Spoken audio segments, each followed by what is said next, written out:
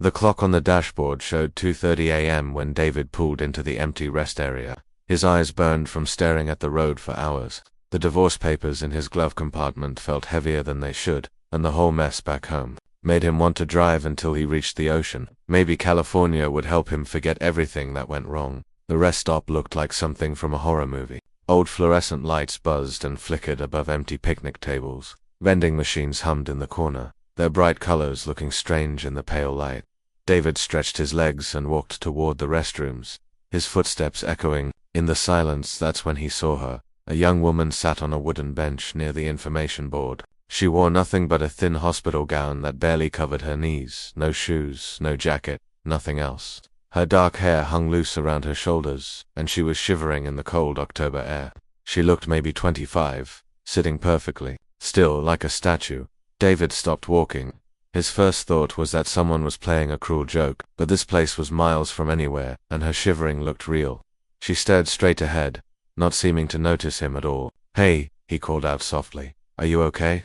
She turned her head slowly, and her eyes met his. They were wide and confused, like someone who had just woken up in a strange place. She opened her mouth, but no words came out. Then she tried again. "I don't know," she whispered. Her voice was rough, like she hadn't used it in a long time. David moved closer but kept his distance. Something about this felt very wrong. "Are you hurt? Do you need help?" She looked down at herself, as if noticing the hospital gown for the first time. Her hands touched the thin fabric, and she pulled it tighter around her legs. "I don't remember how I got here," she said, louder this time. "I don't remember anything." "What's your name?" David asked. She was quiet for a long moment, her eyes closed, and she pressed her fingers against her temples. "I don't know," she said finally. "I can't remember my name." This was getting stranger. By the minute, David looked around the empty rest area. No cars except his own, no sign of how she might have gotten here. The nearest town was at least 20 miles away. "Do you remember anything at all?" he asked. "Where you live? Family? Friends?" She shook her head. "Just waking up here. The lights were so bright, and I was so cold." She looked up at the sky. "The stars are beautiful tonight." David followed her gaze. The night sky was clear, full of stars that you couldn't see in the city, but that wasn't what worried him right now. "Listen," he said, "I think we need to call someone. The police, maybe a hospital, someone who can help you figure out what happened." Fear flashed across her face. "No," she said quickly. "Please, no police. I don't know why, but that scares me more than not remembering anything." David felt torn. The right thing to do was call for help, but something in her voice made him hesitate. She sounded genuinely terrified of the idea. "Are you running from something?" he asked. "Someone who might have hurt you?" "I don't know," she said again, "but I have this feeling that I shouldn't trust anyone in uniform. Like something bad happened before, something I can't remember." David noticed a small scar behind her left ear, barely visible under her hair. It looked fresh, maybe a few weeks old, medical-like from surgery.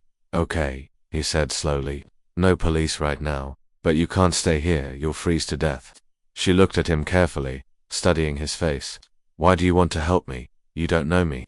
It was a good question. David had enough problems of his own. The smart thing would be to drive away and let someone else deal with this. But looking at her, sitting there, scared and alone, he couldn't do it. "Because it's the right thing to do," he said simply. She was quiet for a moment. "What's your name?" "David," he said. "David Chen." "David," she repeated, like she was testing how it sounded. "I wish I could tell you mine." "We'll figure that out later," David said. "Right now, let's get you somewhere warm." There was a small motel about 10 miles down the highway. David had passed it on his way here. Nothing fancy, but it would be warm and safe. "I have a car," he said, pointing to his old Honda. "There's a motel not far from here. You can get cleaned up, get some rest. Tomorrow we can figure out what to do next." She stood up slowly, testing her balance. Her feet were bare and probably sore from walking on the rough concrete. David took off his jacket and handed it to her. "Thank you," she said, wrapping it around her shoulders. The jacket was way too big, but it covered most of the hospital gown. As they walked to the car, David wondered what he was getting himself into. This woman could be dangerous, or crazy, or both. But something about her seemed genuine. The fear in her eyes, the way she moved, like everything hurt. Either she was telling the truth, or she was the best actress he'd ever seen. "The moon is almost full," she said as they reached the car. "It's the only thing that feels familiar." David opened the passenger door for her. Maybe you like astronomy. Maybe, she said, settling into the seat. I hope we can figure out who I am. As David started the car and pulled back onto the empty highway, he realized his own problems seemed smaller now. Whatever was happening in his life, at least he knew who he was. This woman had nothing except the clothes on her back, and even those weren't really hers. The motel's neon sign appeared in the distance, casting red and blue light across the dark road.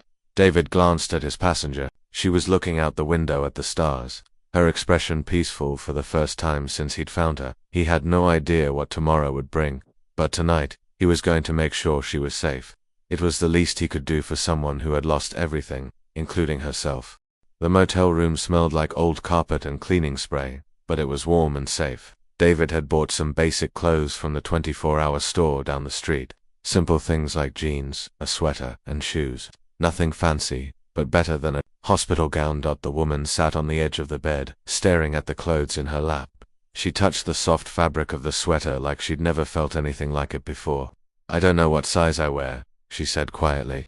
I don't even know if I like these colors. Try them on, David said from the chair by the window. We can get different ones tomorrow if they don't fit.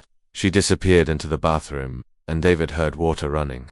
When she came out 20 minutes later, she looked like a completely different person. The clothes fit well enough, and she'd washed her hair, but her eyes still held that lost, confused look. Better? David asked. She nodded and sat back down on the bed. Thank you for all this. I don't know how I'll pay you back. Don't worry about that right now, David said. Are you hungry? There's a diner across the street. I think so, she said. It's hard to tell. Everything feels strange. They walked to the diner together. It was one of those old-style places with red booths and a counter where truckers sat drinking coffee.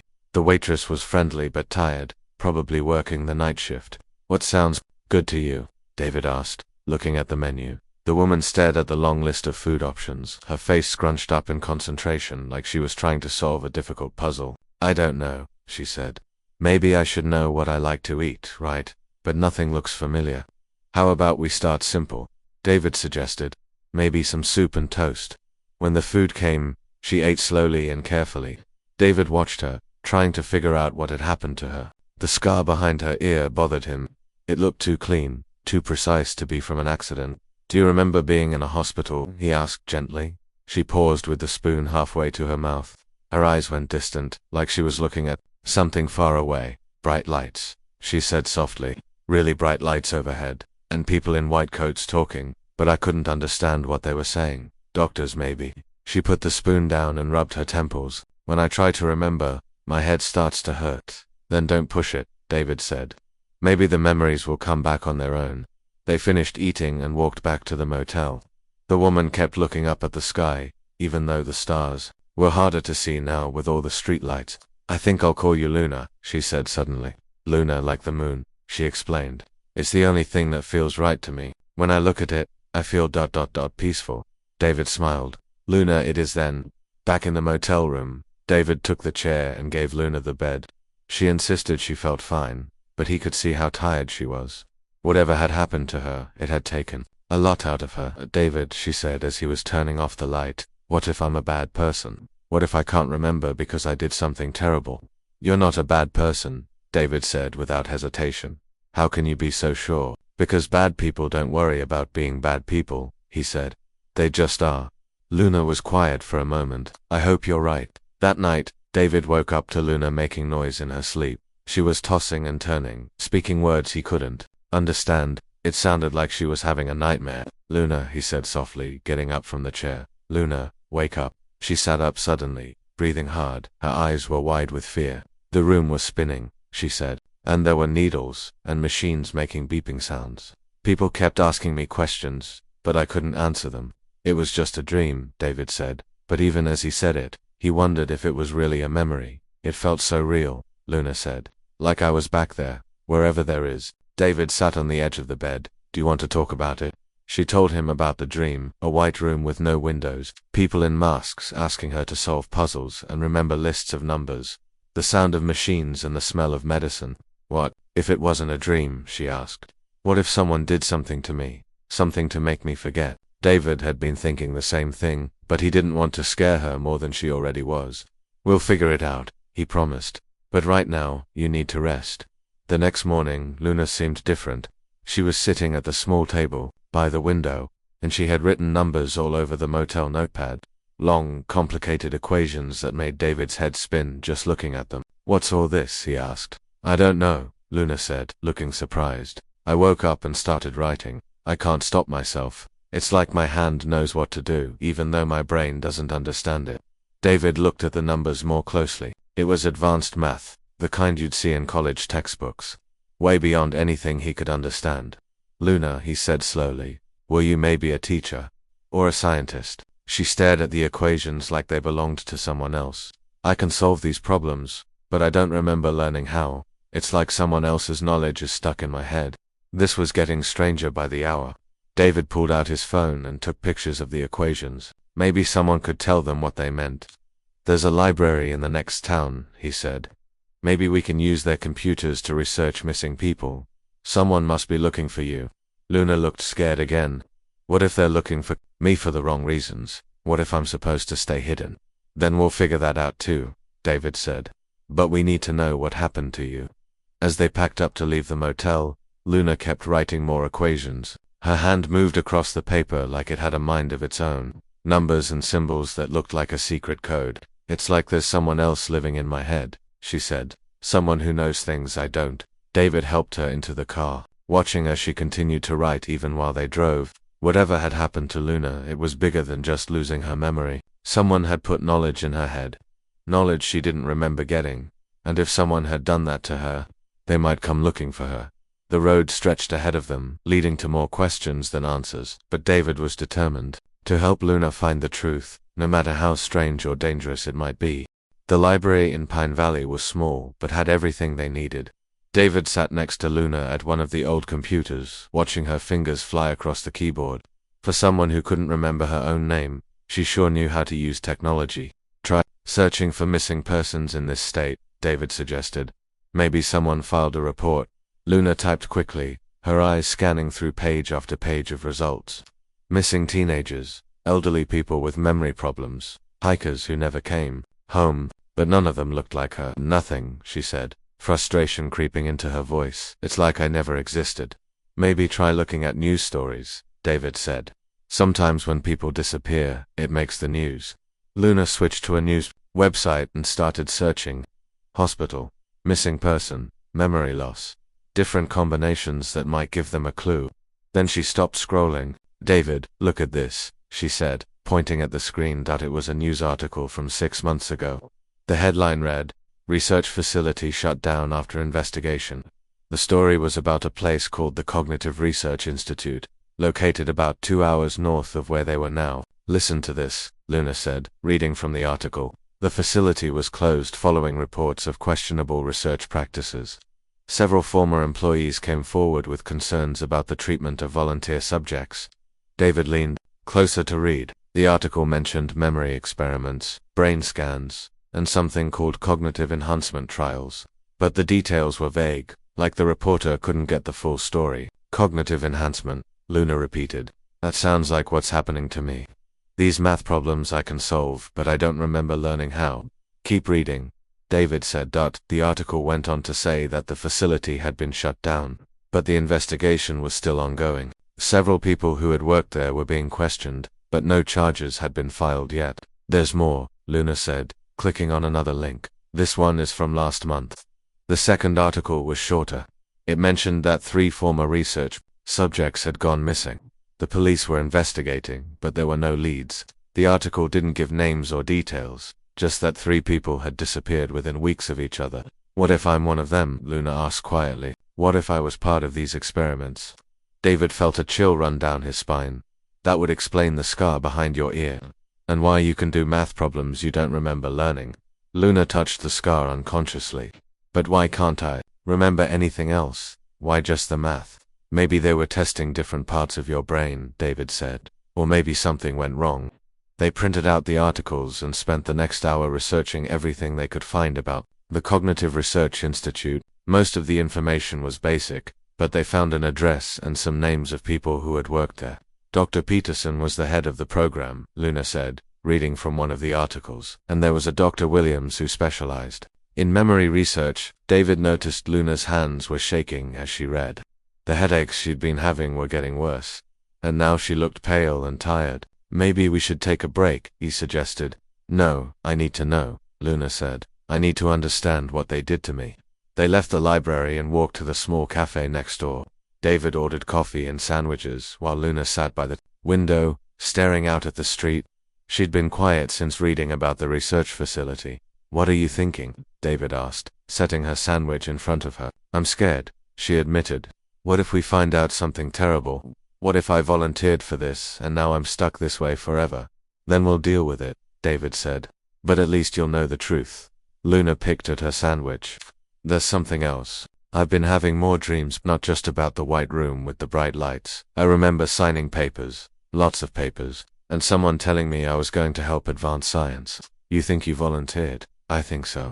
But I also remember being scared near the end, like something was going wrong, and I wanted to leave but couldn't. David reached across the table and took her hand. We'll figure this out, I promise. As they sat there, David noticed a man in a dark suit sitting at the counter. He'd been there when they arrived, and he kept glancing in their direction. When David looked directly at him, the man quickly looked away. Luna, David said quietly, don't turn around, but I think someone might be watching us. Luna's eyes widened. What do you mean? There's a man at the counter. He's been staring at us since we got here. Luna's breathing quickened. Oh no, this is bad. Stay calm, David said.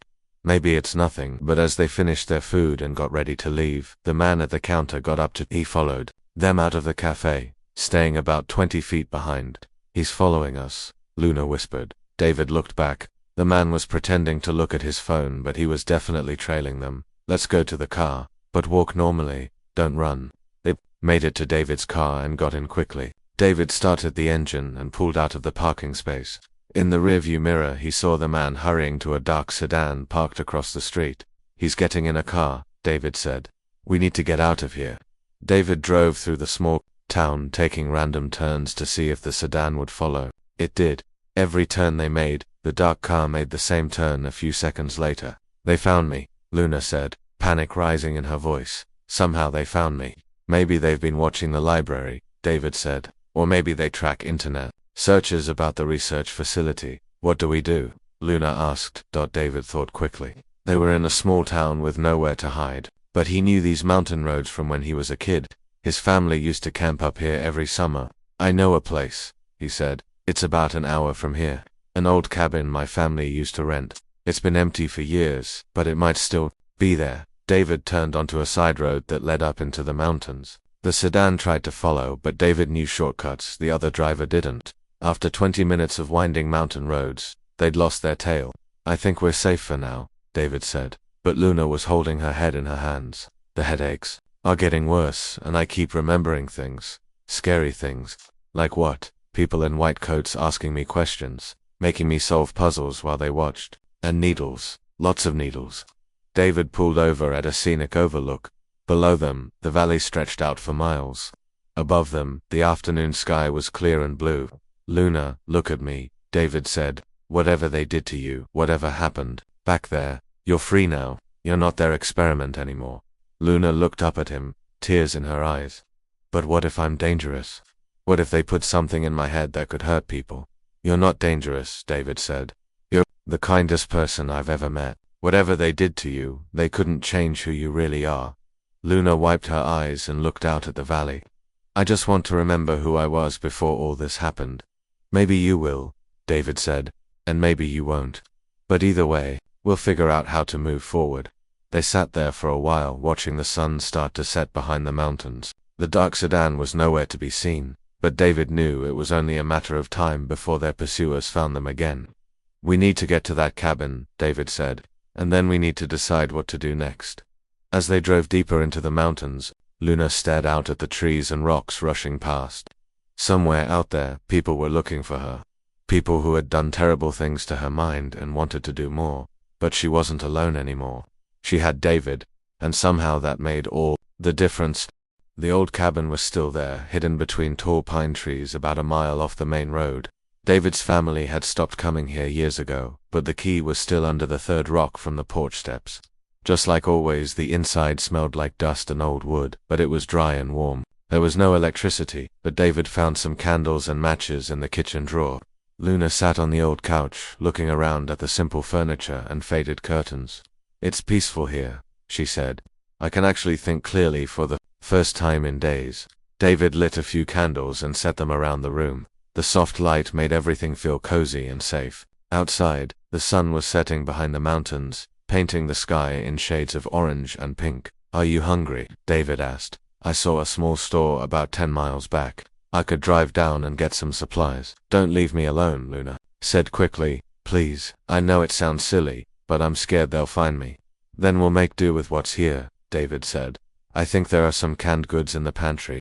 They found enough food for a simple dinner: canned soup, crackers, and some tea bags that were probably older than both of them. As they ate by candlelight, Luna seemed more relaxed than she'd been in days. "Tell me about your family," she said. "The ones who used to come here." David smiled, thinking about summer vacations from when he was a kid. "My parents brought me and my sister here every July. We'd hike during the day and sit around the fire at night. My dad would tell stories about the old days, and my mom would point out constellations." "That sounds wonderful," Luna said. "One wish I could remember things like that. Family traditions, childhood memories.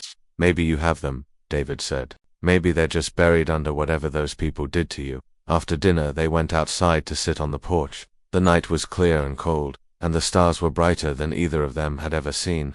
Without city lights, the whole galaxy seemed to spread out above them. "It's beautiful," Luna whispered, looking up at the endless sky. "My mom used to say that looking at the stars makes your problems feel smaller," David said.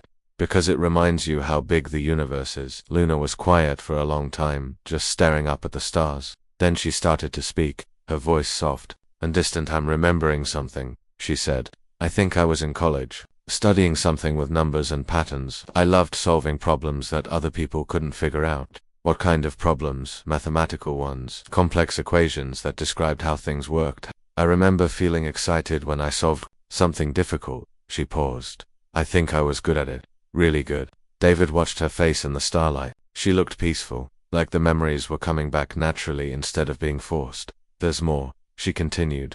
"I remember reading about the research facility. They were looking for volunteers to test new ways of learning. They said they could help people access more of their brain power." "So you volunteered?" "I think so. I was curious about how the mind works, and they offered to pay me, which I needed for school." Luna's expression changed, but something went wrong. "They were supposed to enhance my memory, not erase it." "What do you remember about the experiments?" Luna closed her eyes, concentrating. "Lots of tests. They would give me puzzles to solve while they scanned my brain. Then they started using needles to put something directly into my head. They said it was medicine to help my brain work better. But it didn't work the way they planned. No. At first, I could solve problems faster than ever before. But then I started losing other memories. Personal things. My childhood, my friends, even my own name." Luna's voice was getting stronger as she remembered. "I told them I wanted to stop, but they said it was too late, that I was too valuable to let go." David felt anger building in his chest. "They kept you against your will." "I think so. The last thing I remember clearly is trying to leave. I was in a room with Dr. Peterson, and I told him I wanted to go home. He said something about protecting their investment." Luna touched the scar behind her ear. "Then everything went dark.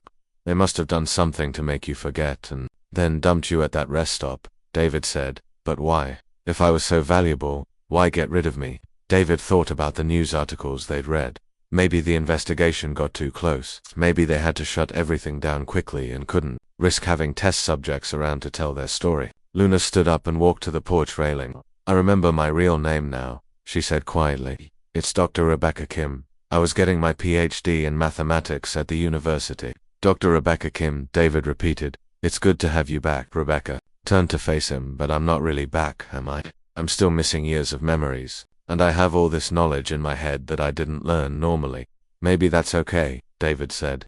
"Maybe you're someone new now. Someone who has the best parts of who you were and who you became." They sat together on the porch steps, looking up at the stars. Rebecca leaned against David's shoulder, and he put his arm around her. "I'm scared," she admitted. "What if they find us? What if they try to take me back?" "I won't let that happen," David said. "We'll figure out a way to stop them." "How?" "They have resources, money, connections. We're just two people hiding in an old cabin." "Sometimes that's enough," David said. Sometimes the truth is more powerful than all the money in the world. Rebecca was quiet for a moment. There might be others, like me, other people they experimented on. The news article mentioned 3 missing people. If there are others, maybe we can find them. Maybe together you can expose what happened. That would be dangerous. They'll do anything to keep their secrets. David looked at her in the starlight. Over the past few days, he'd watched her go from a scared, confused woman to someone who was finding her strength again. Whatever had happened to her, it hadn't broken her spirit. We don't have to decide tonight, he said. Right now, we're safe. Right now, we have each other and the stars. Rebecca smiled for the first time in days. I like that. Just us and the stars. As the night got colder, they went back inside. David made a fire in the old fireplace while Rebecca found some blankets in the bedroom closet. They sat by the fire talking about simple things.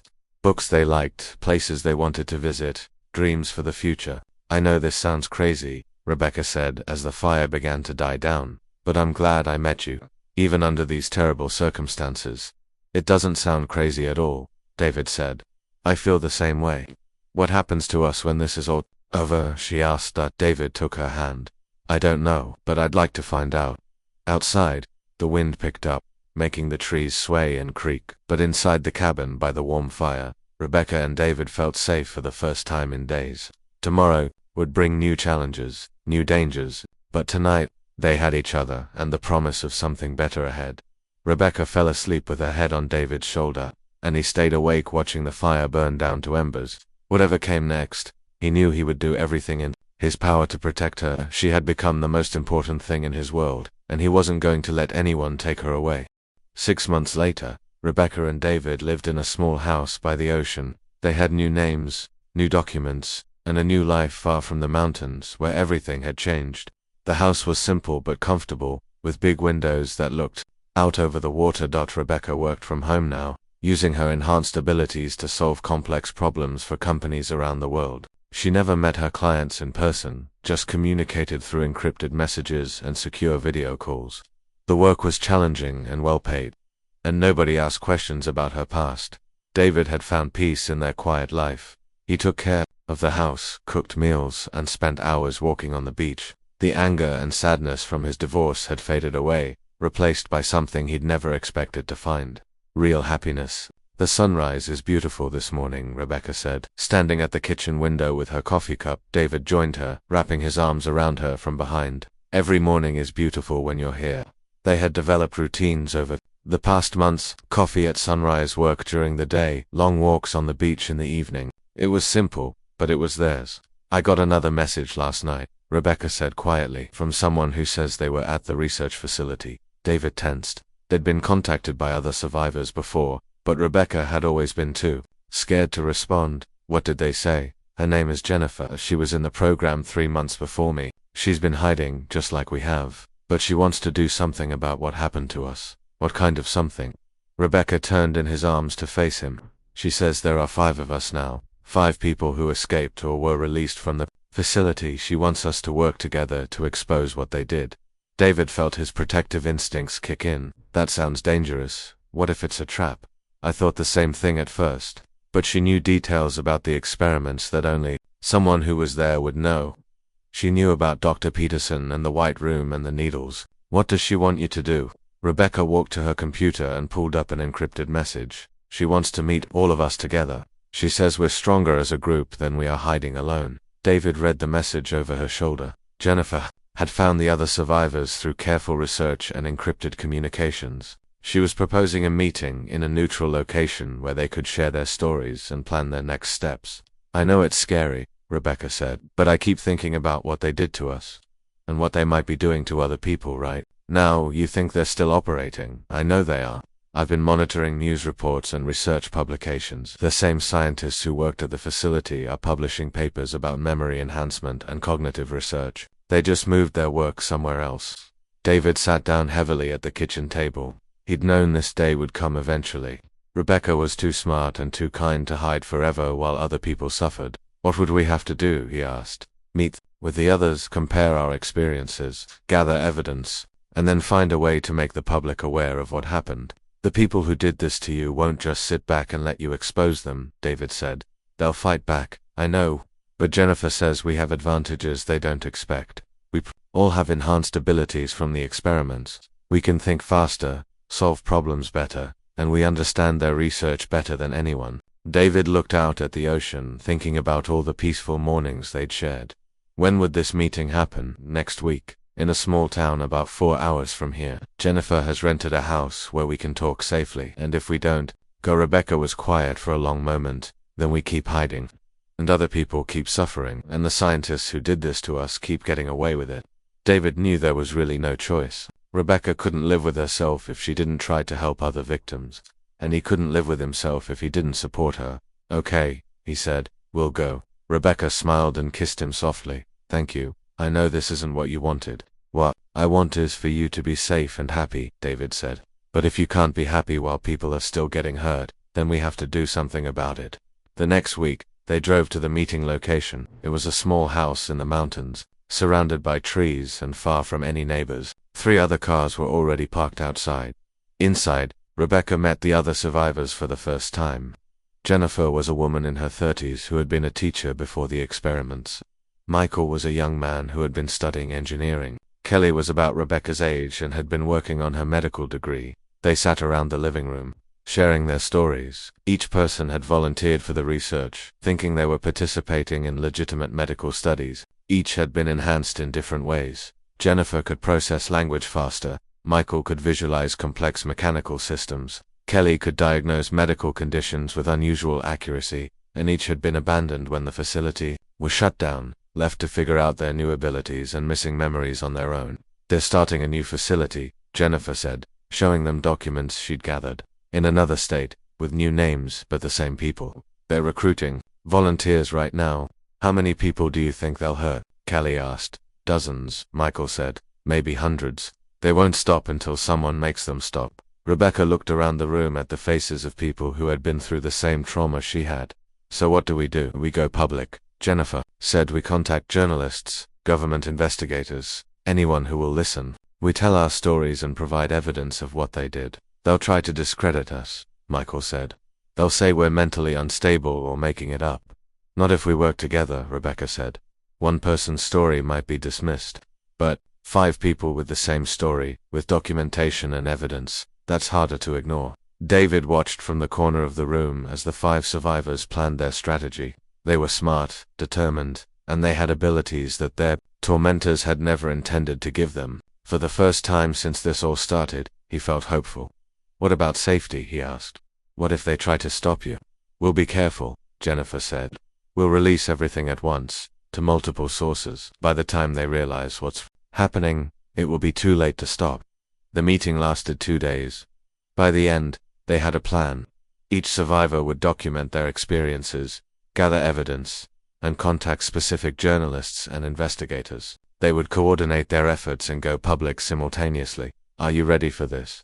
David asked Rebecca as they drove home. I'm terrified, she admitted, but I'm also excited.